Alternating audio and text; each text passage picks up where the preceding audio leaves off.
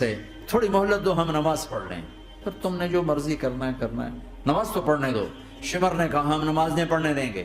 ایک اور کوفی کھڑا تھا، اس کا نام حسین بن نمیر، کہا تمہاری نماز ہوتی ہی نہیں۔ انہوں نے کہا لعنت ہے تم پر، جس گھر کی طفیل نماز ملی ان کی نہیں ہوتی۔ پھر انہوں نے واپس آ کر عرض کی حضور وہ نماز پڑھنے کے لیے جنگ نہیں روکیں گے۔ کہا اچھا پھر ہم نماز تو نہیں چھوڑ سکتے۔ میرے رب کی قسم اگر حسین نماز نہ پڑھتے تو انہیں کوئی فرق نہ پڑتا، لیکن ایک فرق پڑتا کہ پھر پیغام ادھورا جاتا، میسج ادھورا جاتا، اور میسج یہ دینا تھا کہ زیر خنجر بھی یہ پیغام سنایا ہم نے کہ ہم نے تلوار کی دھاروں کے نیچے بھی سر جھکانا ہے، اور ہم نے تڑپتے جسموں کے ساتھ بھی سجدہ کرنا ہے، اور ہم نے زخمی جسموں کے ساتھ بھی اللہ کے سامنے رکوع کرنا ہے، اور ہم نے خون آلود جسموں کے ساتھ بھی رب کے سامنے کھڑے ہو کے آنے والی نسلوں کو پیغام دینا ہے کہ نماز وہ ہے جسے اس وقت میں بھی نہیں چھوڑا جا سکتا، تاکہ کوئی یہ کہہ نہ سکے میں کیسے پڑھتا، میری جاب تھی میں کیسے پڑھتا، میری آنکھ نہیں کھلتی میں کیسے پڑھتا، میری عادت نہیں۔ اللہ کی قسم یہ جنتی نہیں تھے، جنت کے سردار تھے، صرف جنتی نہیں تھے، جنت کے سردار تھے، صرف جنتی نہیں جنت کے سردار۔ اور یہ سرداری کب ملی؟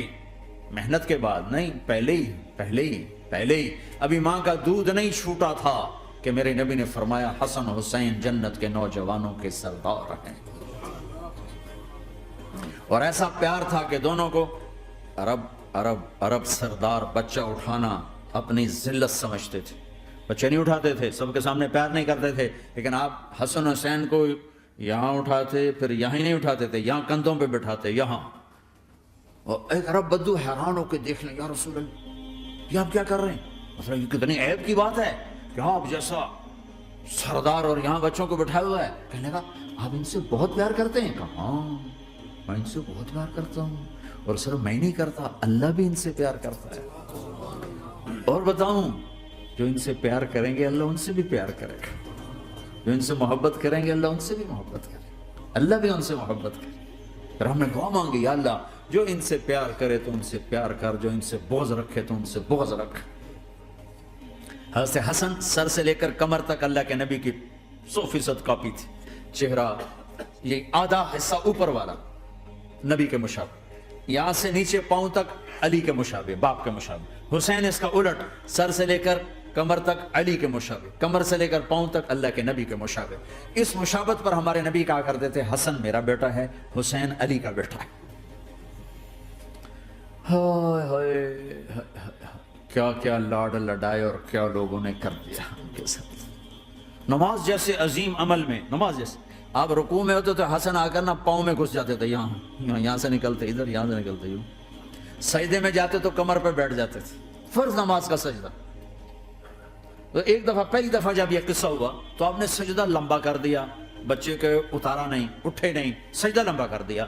پچھلے پریشان ہو گئے کہ اتنا لمبا سجدہ کہیں آپ فوت تو نہیں ہو گئے؟ تو جو پہلی صف میں تھے نا انہوں نے یوں کر کے دیکھا، تو چکر کیے، وہ دیکھا تو حسن کمر پہ چڑھے ہوئے، تو قریب ایک آدمی نے آگے ہاتھ بڑھا کے کھینچنا چاہا، تو آپ نے یہاں سے دیکھا ہاتھ آ رہا ہے، تو آپ نے اپنے ہاتھ سے یوں اشارہ، نماز میں یوں اشارہ کیا کہ میرے بچے کو نہ چھوڑو۔ جب حسن خود اترے پھر آپ سجدے سے اٹھے۔ کبھی حسین چڑھ جاتے تھے، کبھی حسن چڑھ، دونوں ہی چڑھتے تھے، یہ سر حسن کے بعد کبھی یہ کبھی وہ، کبھی یہ کبھی وہ۔ اور اب حسن کو جب چھوٹے تھے زیادہ حسن، تو آپ حسن کو یوں زبان دکھاتے، اتنا بڑا عظیم نبی کیا ہو رہا ہے، تو وہ زبان، آپ کی زبان بڑی سرخ خوبصورت، تو وہ بچہ سمجھتا شاید یہ کوئی کھانے کی چیز، تو آگے یوں ہاتھ مارتے پکڑنے کے لیے، ہاتھ مارتا، پھر وہ بیٹھ جاتے، پھر آپ کہتے یہ میرا نبی گھر کی زندگی بتا رہا ہے۔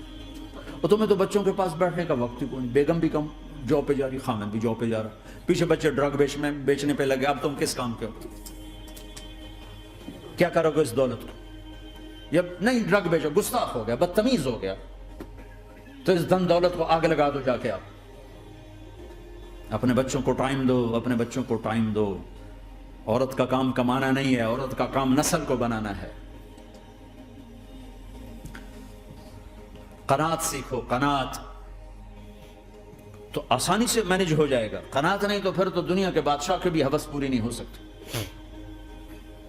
کھیلتے تھے، حسن حسین کی کشتی کراتے تھے، دونوں بھائیوں کی کشتی کراتے۔ ایک دفعہ دونوں کی کشتی ہو رہی اور حسین ذرا کمزور پڑ رہے تھے تو آپ اس کو شاباش دیتے، شاباش شاباش شاباش۔ تو حضرت فاطمہ کہنے لگی، ماں بھی بیٹھی تھی، کہنے لگی یا رسول اللہ آپ حسین کو شاباش دے رہے ہیں، حسن کو کیوں نہیں دے رہے؟ تو آپ نے کہا یہ جبریل میرے پاس کھڑا ہوا ہے، یہ بھی حسین کو شاباش دے رہا ہے تو میں بھی حسین کو شاباش دے رہا ہوں۔